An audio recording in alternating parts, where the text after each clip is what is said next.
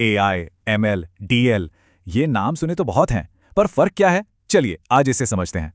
हाँ, लोग अक्सर इनमें कंफ्यूज हो जाते हैं, पर ये एक चीज नहीं है। असल में ये 3 अलग-अलग लेवल्स हैं। सबसे ऊपर है आर्टिफिशियल इंटेलिजेंस यानी AI। ये पूरा का पूरा फील्ड है मशीनों को इंसानी दिमाग देने का। और इसी AI की दुनिया के अंदर एक खास तरीका है जिसे मशीन लर्निंग कहते हैं।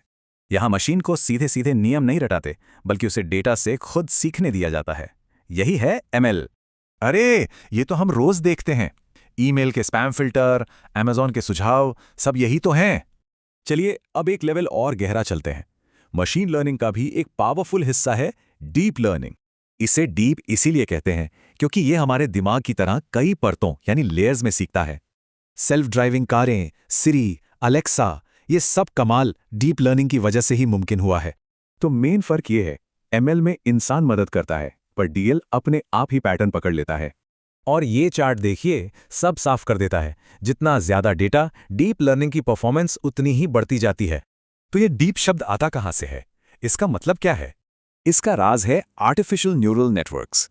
ये दिमाग के न्यूरॉन से प्रेरित एक मॉडल है जो लेयर्स में काम करता है। इनपुट और आउटपुट के बीच होती हैं हिडन लेयर्स। इन्हीं की वजह से नेटवर्क डीप कहलाता है। इन्हें हिडन कहते हैं क्योंकि यहीं पर रॉ डेटा समझदार फैसलों में बदलता है। कमाल है ना? अच्छा, थ्योरी तो बहुत हो गई। अब देखते हैं कि ये असल दुनिया में कैसे काम करता है। जैसे सीमेंस की स्मार्ट फैक्ट्री में। सीमेंस के एम्बर प्लांट में एक बड़ी दिक्कत थी, मशीनें कभी भी बंद हो जाती थीं। AI और डीप लर्निंग ने सब बदल दिया। इसका नतीजा, मशीनों का अचानक बंद होना 30% कम हो गया। ये बहुत बड़ा अचीवमेंट है। और इतना ही नहीं, प्रोडक्शन भी 20% बढ़ गया। मतलब फैक्ट्री की एफिशिएंसी काफी सुधर गई।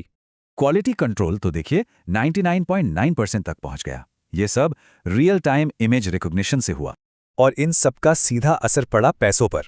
हर साल $35 मिलियन से ज्यादा की बचत हुई। तो एक बड़े आइडिया से शुरू होकर एक स्मार्ट फैक्ट्री तक, यही है इन लर्निंग मशीन्स की असली पावर। तो अब जब मशीनें सीख सकती हैं, तो असली सवाल ये है कि हमें उन्हें अगला क्या सिखाना चाहिए।